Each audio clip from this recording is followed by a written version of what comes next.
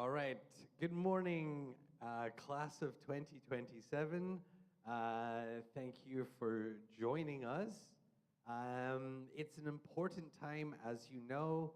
It is semester 2. It is grade 11. We have 14 weeks before the end of the semester and 14 weeks to add as much counseling and preparation for your son and daughter as they go into the summer before the big college application cycle. So, without further ado,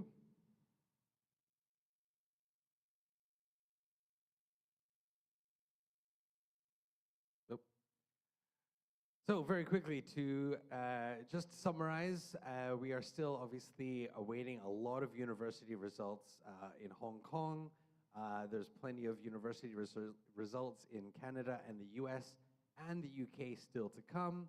Singapore application deadlines is in the next couple of weeks for NUS, another month for Nanyang Tech. And so currently from our 36 students in the class of 2026, they have already received offers from these schools. I would say highlights include Imperial College and UCL from the UK, Michigan and Harbor, Purdue, Ohio, Michigan, and Penn State, as well as UIUC from the US, and a couple of great schools in Australia as well. There are schools also all over the world, including Egypt and Malaysia, some additional ones in Canada and Hong Kong, like Toronto and UBC. So again, it is a testament to the school itself and to the students that are applying to many different countries. And when it comes in a few months, many of these students will have a number of offers to then discuss with their families and make a final decision on where they actually would like to enroll. And so acceptances are great, but the bigger decision is coming in a few months as well. And so the more options on the table, it's certainly a more difficult question, but it's a good kind of difficult. Here are some important dates for grade 11. So for parents and students alike, you can take pictures. It will stay up on YouTube as well, so you can always go back to check this as a reference, and I will share the materials to all of you via email. So next week, we have the course registration advisory. Students are going into PowerSchool and selecting their courses. At the end of April, we are also offering a week where students can meet with the counselors to make changes. So that's also an important part. Counselors will go through for the next couple of weeks to ensure that students are meeting graduation requirements and also picking courses that they're eligible for and courses that they will be successful in and that we recommend to help prepare in grade 12 and university.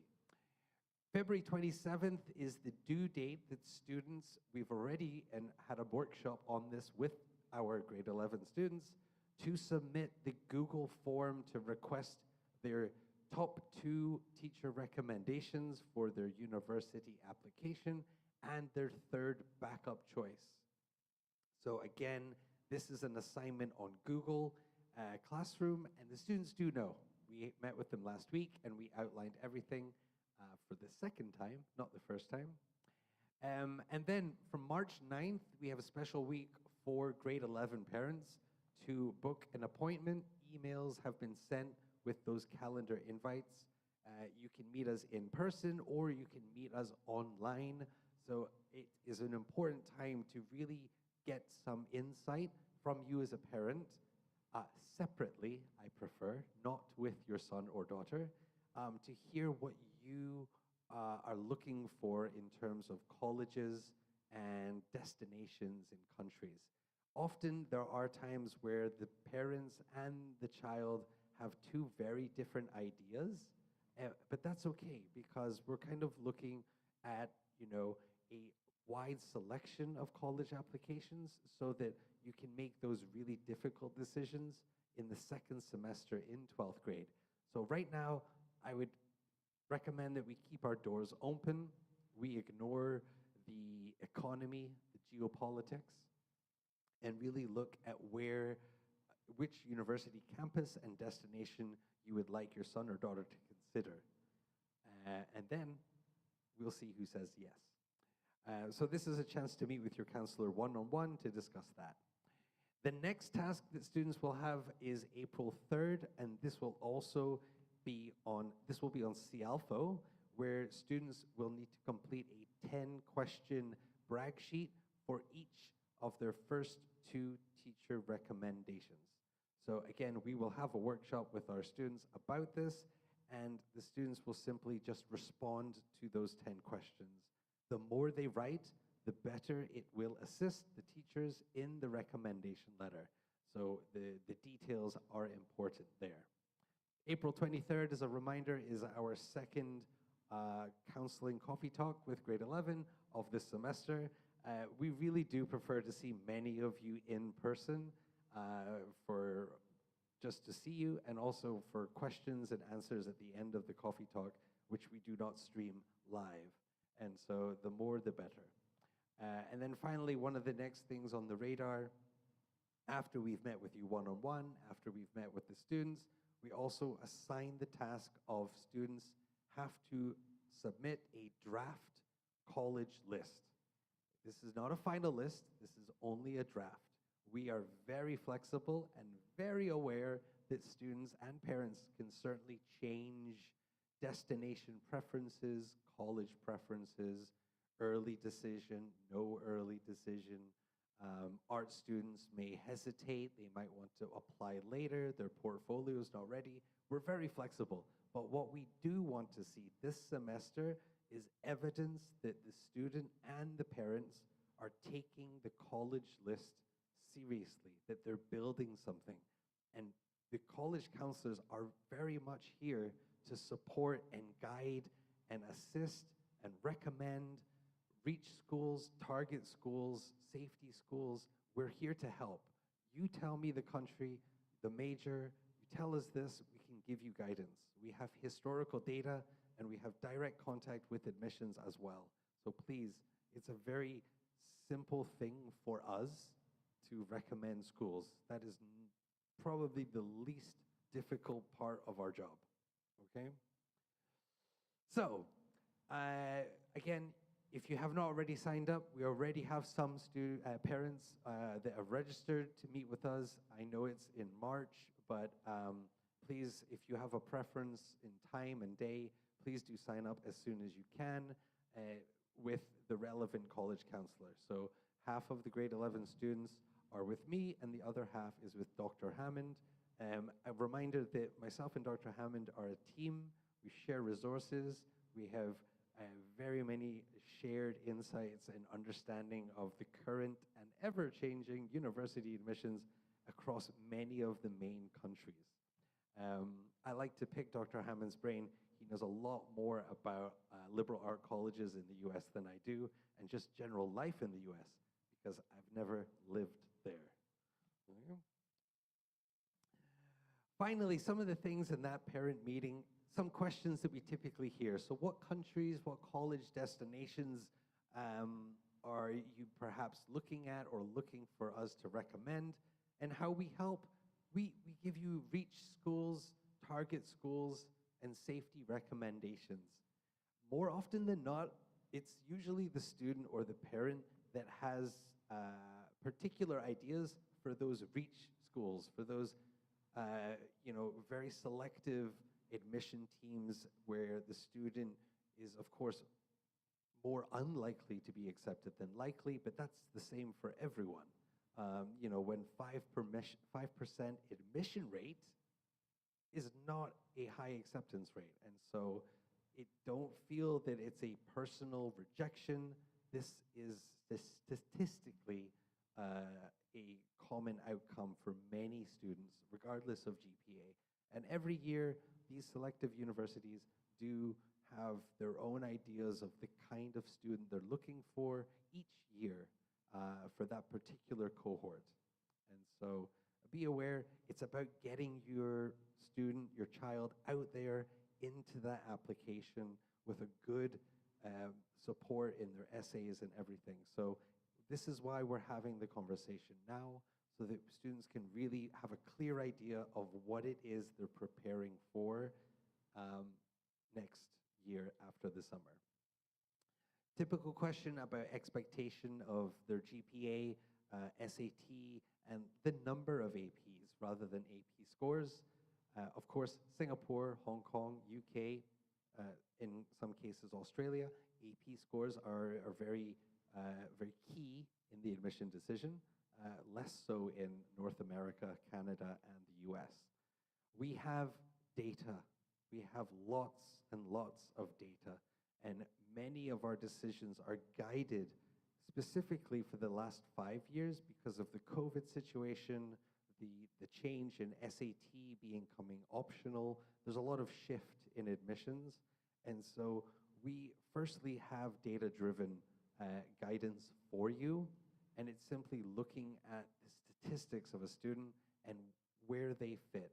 Are they in that sort of mid-range of students that are getting accepted for that major, or are they falling short, or are they above?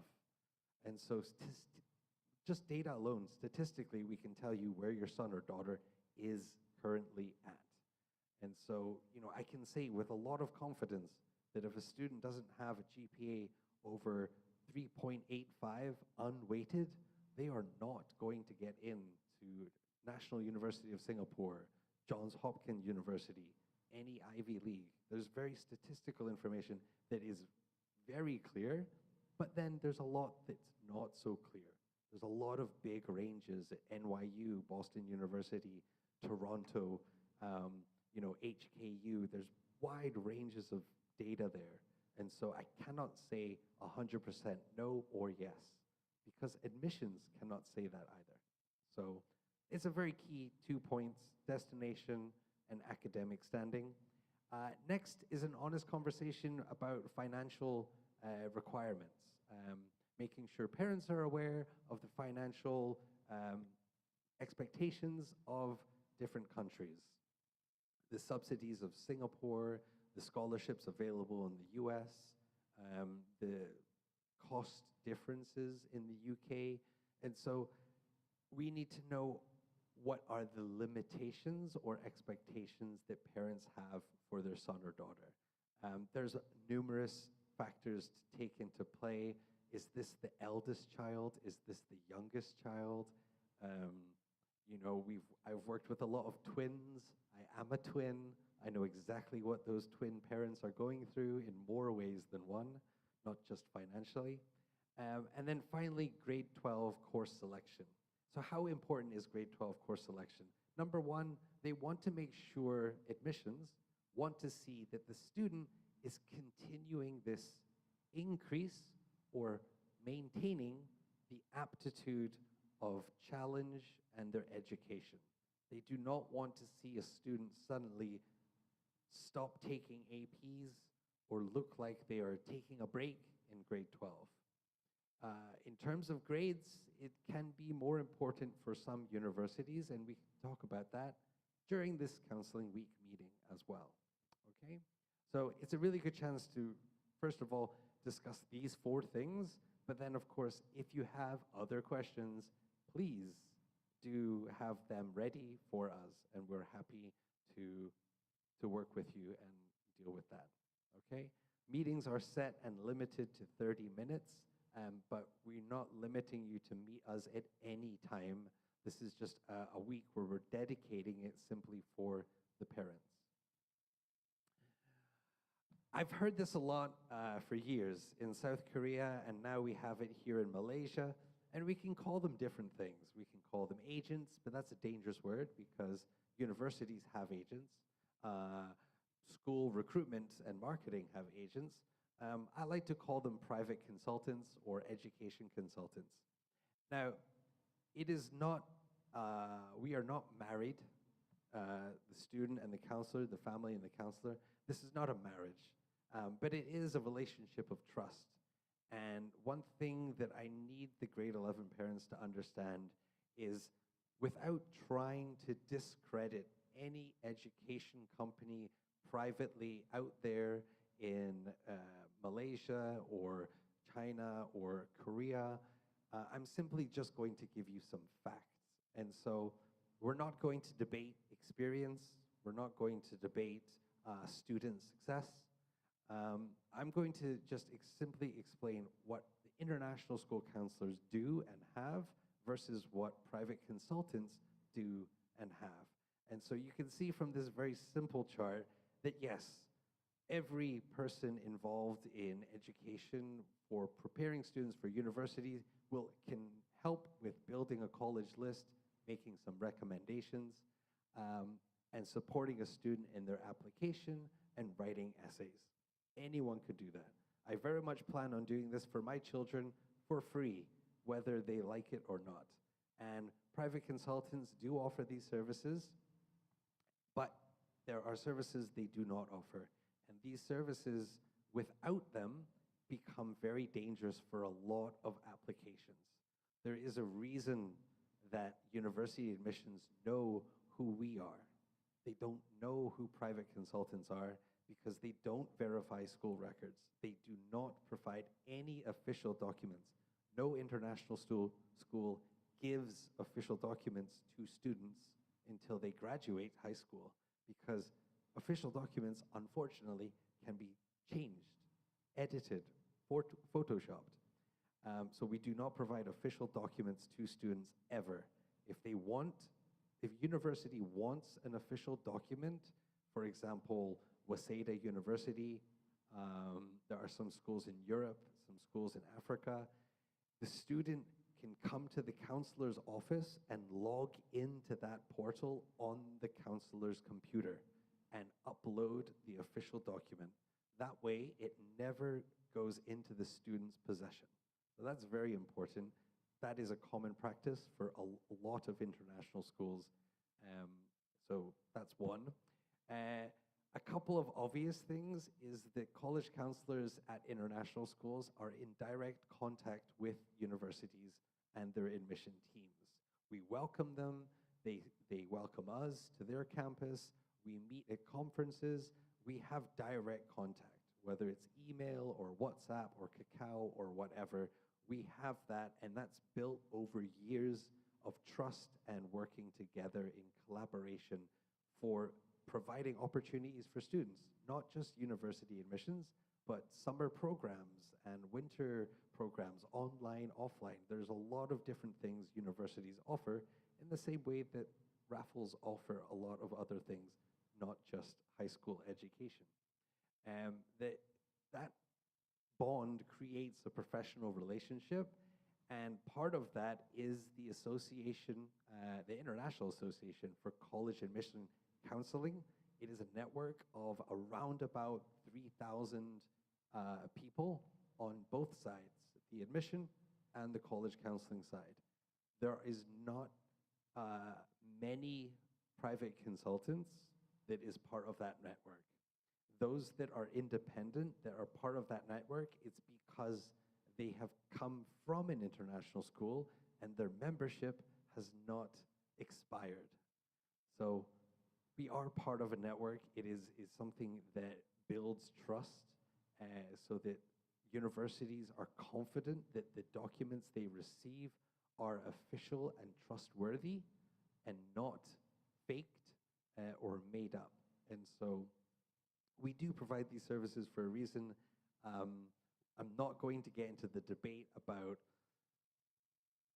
us being better than private consultants. In my opinion, that battle has already been won by us.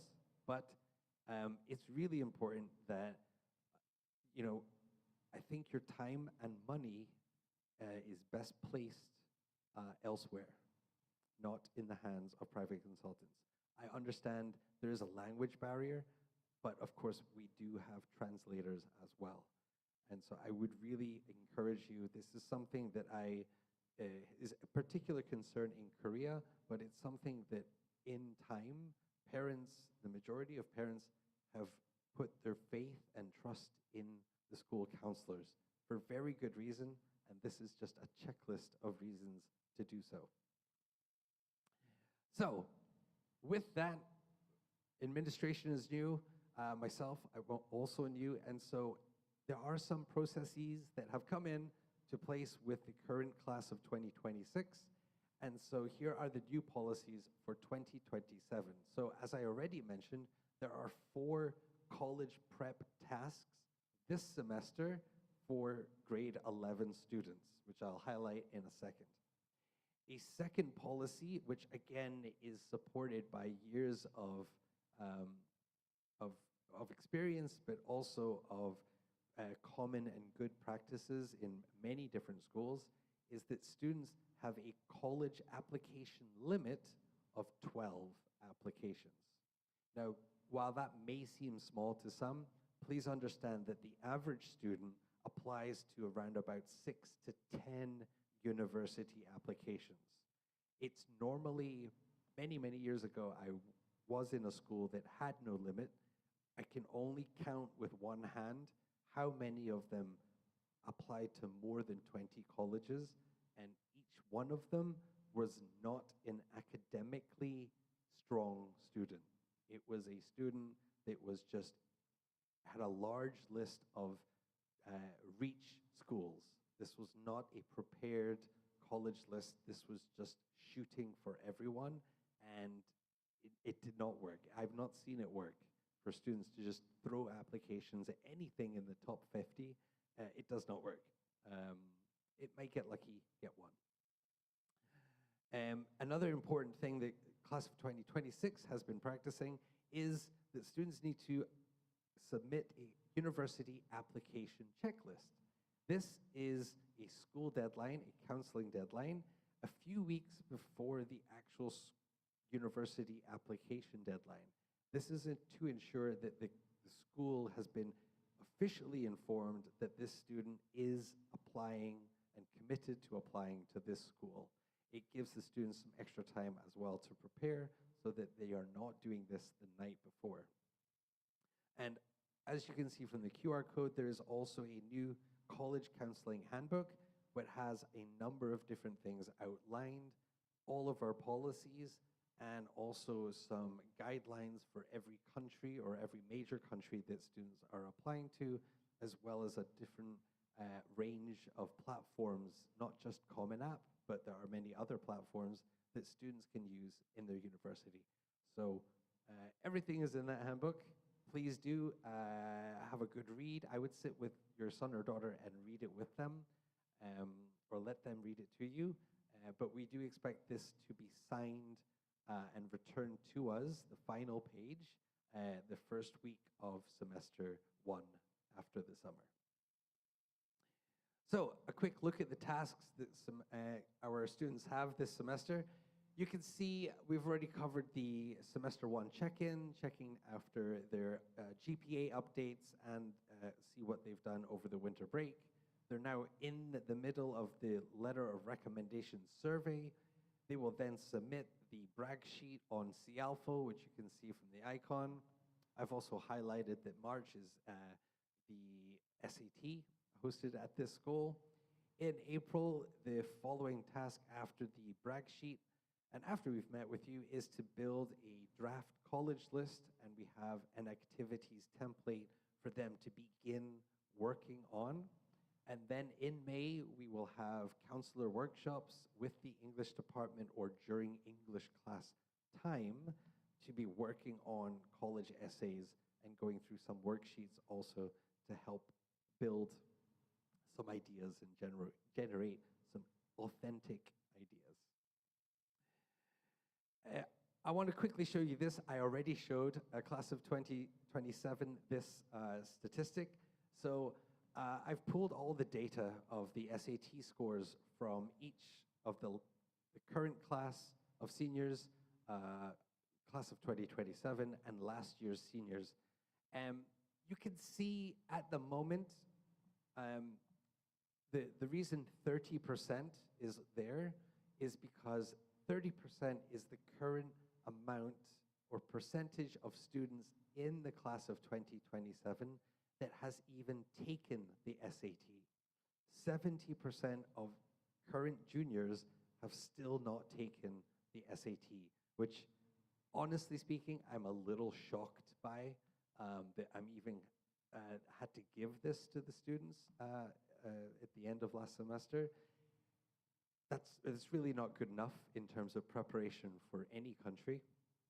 I would say that looking at the stats of class of 2027, it's quite clear that on average they have a slightly higher math score, but that data is still skewed because we have 70% of students that have yet to take the SAT. It is a strong recommendation. If a student is only applying for mid-range or less competitive schools in Canada and the US, then they would not really need the SAT. Outside of that, in most countries, they're going to need the SAT. And as we go into the top 100 of US colleges, you're going to be very advantageous to have a good SAT score. It's really important. I'm very surprised the number is this low. And so I'm sharing it with you because I shared it with the class of 2027 anyway. And so you can see there is a concern with the English level. And so normally a strong recommendation is that students take 4 to 6 weeks of preparation before taking the SAT. We are currently 5 weeks away from the March 14th SAT. And then on the 2nd of May, they have the SAT again here. There is another SAT in June, but it's not hosted here. If the SAT is still a concern as we go into the summer, then my last attempt of advice for this is to prepare during the summer and to take the August and September SATs because they're only 3 weeks apart. So it's bang, bang. And then hopefully they will never need to take it again. My recommendation is that seniors do not take the SAT because there's too much to do in terms of college applications. And so it's a strong distraction if they have not yet got their SAT score. TOEFL is another one. So this is something really for the summer that students can prepare to get their TOEFL or their IELTS or Duolingo. Again, I've shared this with the class. Generally speaking, TOEFL and IELTS are still the top 2 and most widely accepted. TOEFL does have a home test, but it is not as widely accepted as the internet-based test. So I would look at the particular colleges once the draft list is built to see if the internet-based test is the only acceptance or if the home test is also accepted. The home test is cheaper and quicker in getting the results. So it is becoming slightly more common to be accepted. Duolingo is also another alternative that is becoming more widely accepted. But traditionally and historically, TOEFL and IELTS are the main 2, regardless of the country. There's no country in the world that says we only accept IELTS. They're both accepted. The college list looks something like this. So it's a template that will be given to the students next month on Google Classroom. And it is a live document. So students do not need to submit it. They can continue to edit this template. And so it's just for complete transparency between the counselor and the family and the student to see what kind of schools they're looking at. This is not a contract. This is not a declaration of I am definitely applying to these schools. But certainly the more final this list becomes, the easier it is for the students to prepare the additional essays and in some cases particular documents that need specially prepared for that university. And so on the right column, the student can also add whether it's a dream, a super dream, match, or safety. Again, counselors will manage their CALFO shortlist with these details as well for now. And so, again, we're just as flexible as you are.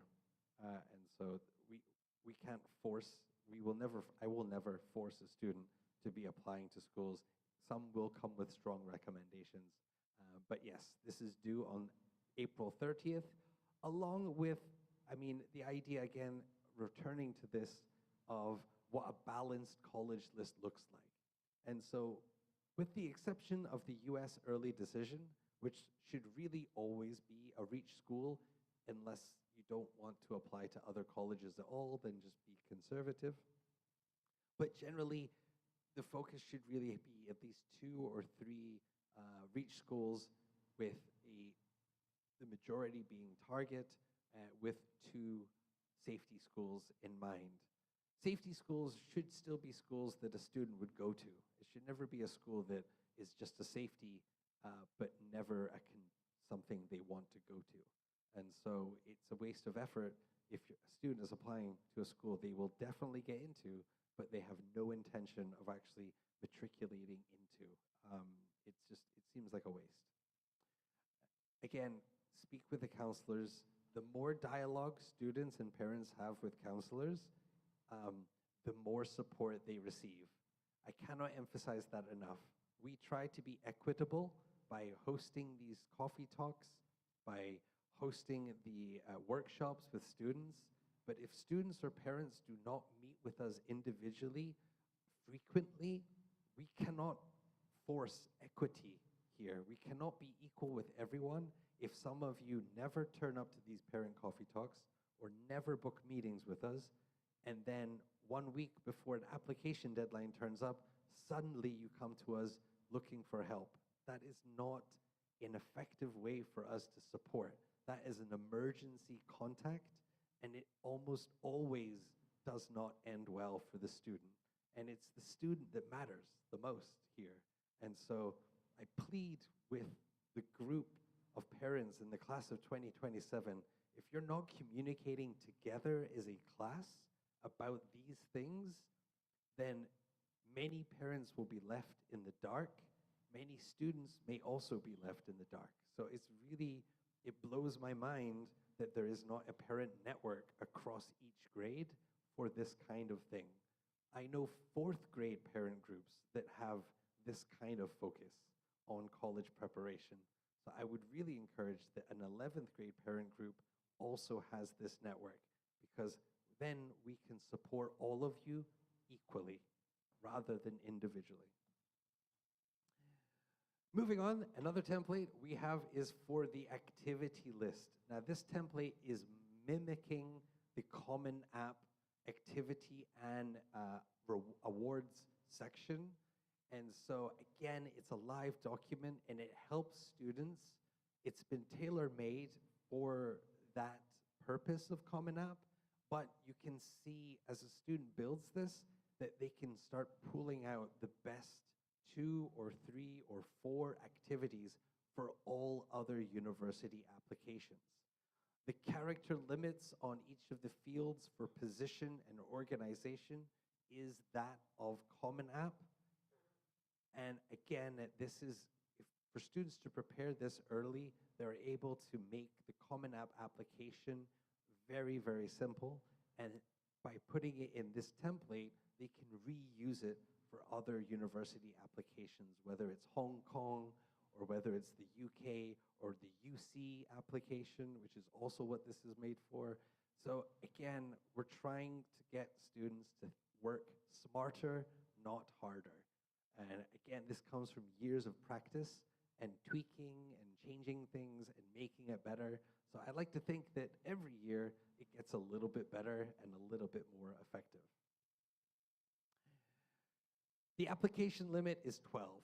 And so for most countries in Australia, Canada, Singapore, Korea, Hong Kong, and Japan, those individual universities will each count as 1.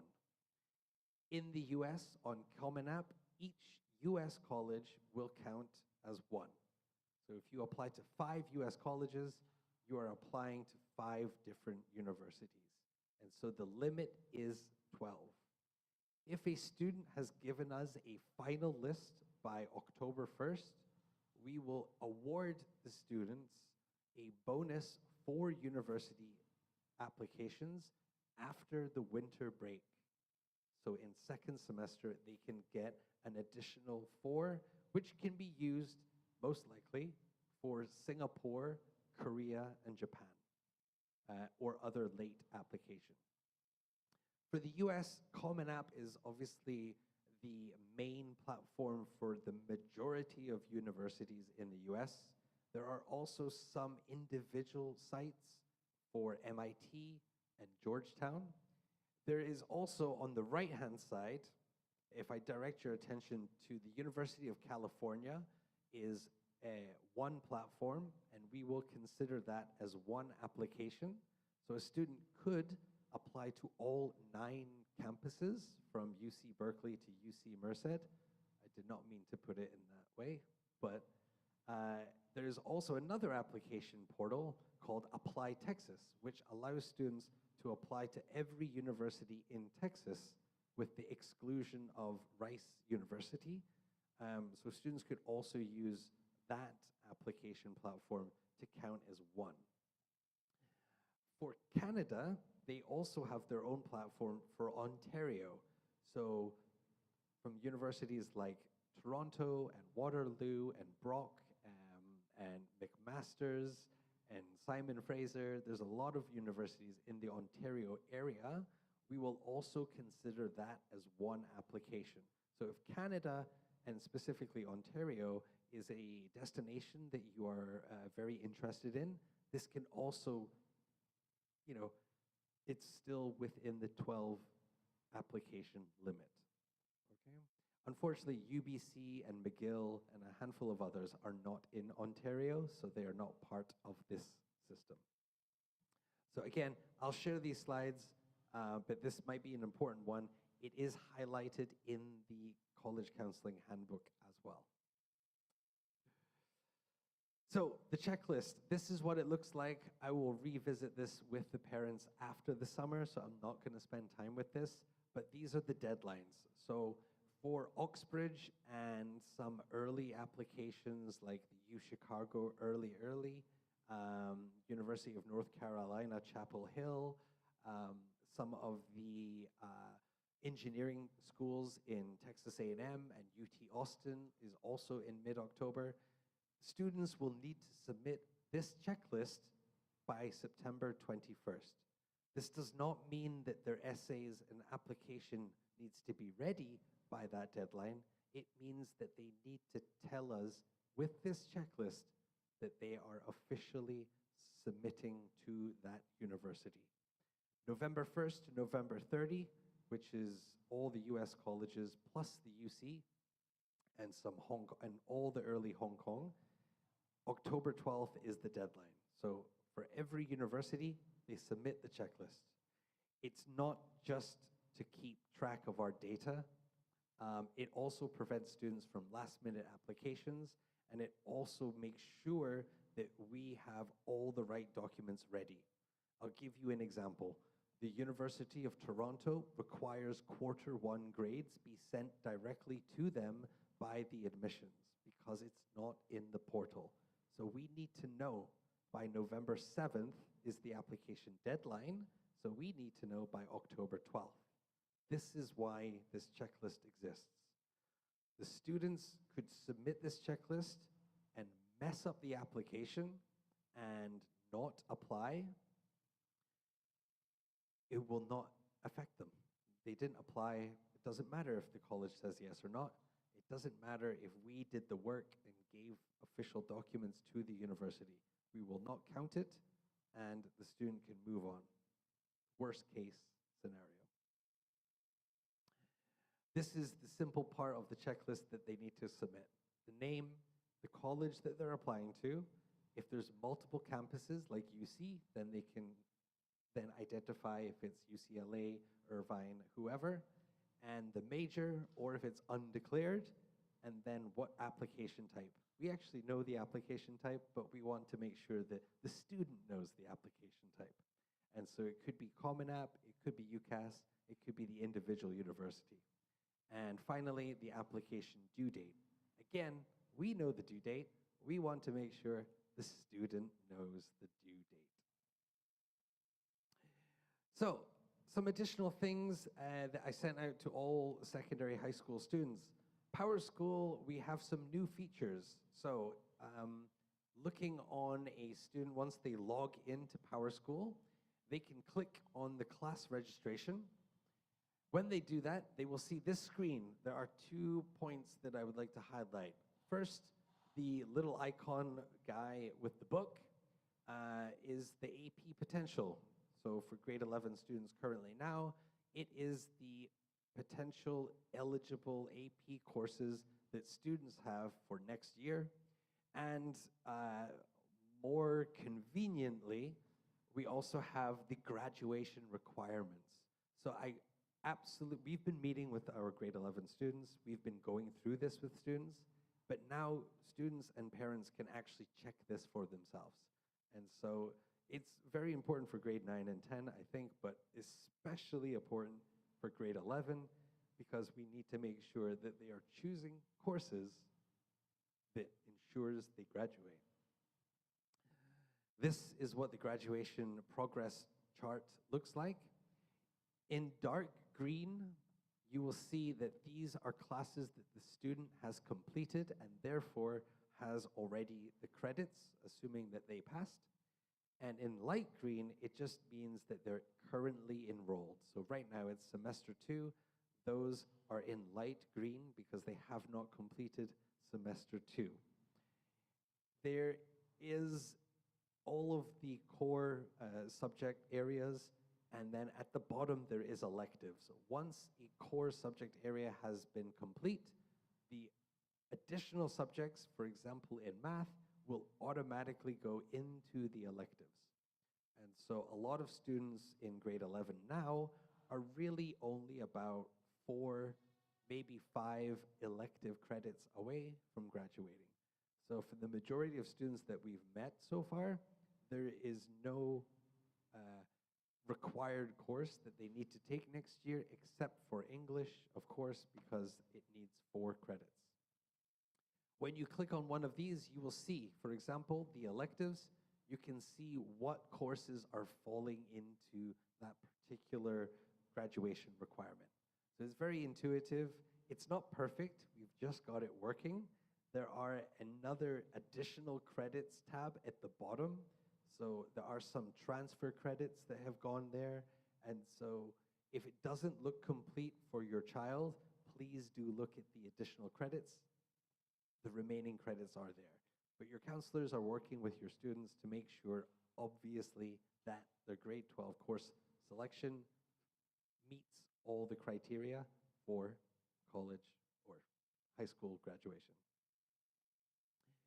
The AP potential, if you click on the little guy with the book, you will then see the full list of all the AP potential subjects that the student is eligible for next year. We are using both the PSAT and SAT data of each and every student. So again, the 30% of students that have already taken the SAT may have more AP potential because they have a more up-to-date score.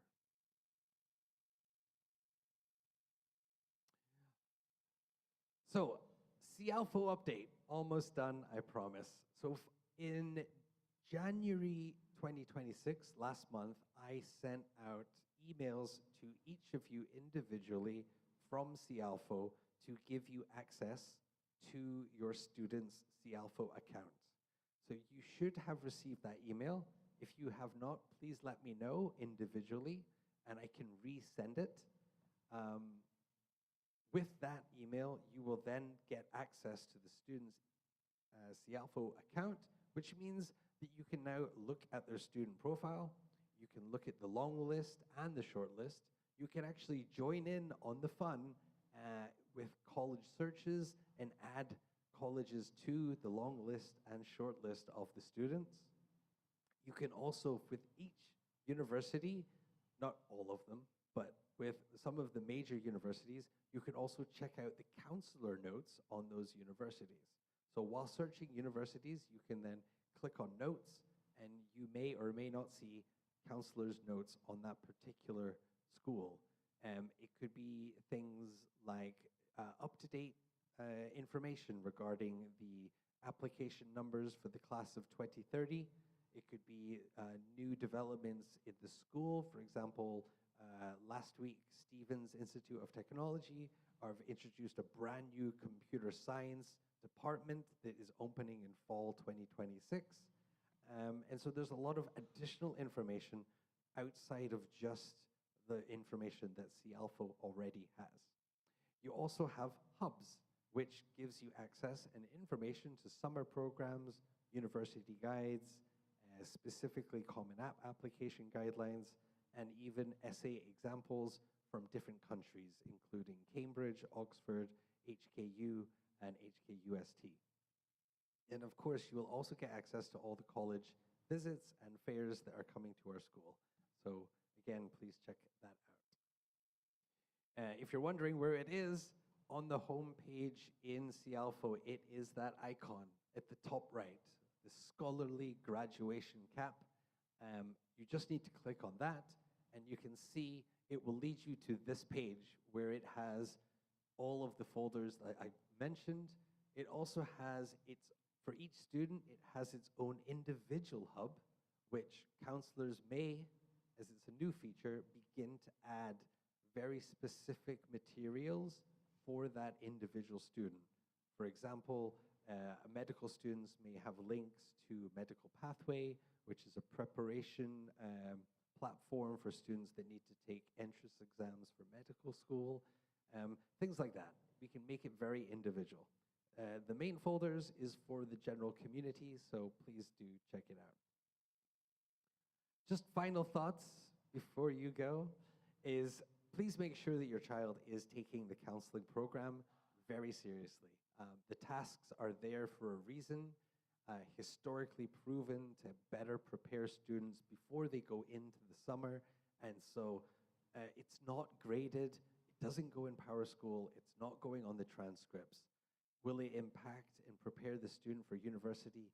Absolutely, that is the point. Another reminder that they are international students with university options around the world, not just Asia. I very much understand that parents and families often want to keep sisters and brothers too, keep their rising senior as close as possible to the home country or the country that they're living in. They're not coming home every weekend. Even if they stay in Malaysia, they're not coming home. If they go to KL, they're not coming home every weekend. You're going to see them in the winter break, and you'll see them in the summer break. If that helps you as a parent understand, I still video call my mother every Sunday. Well, okay, most Sundays. You need to let go and let them experience university life. I would not set the parameters of where they can go in terms of places around the world. Safety is paramount at every university campus around the world.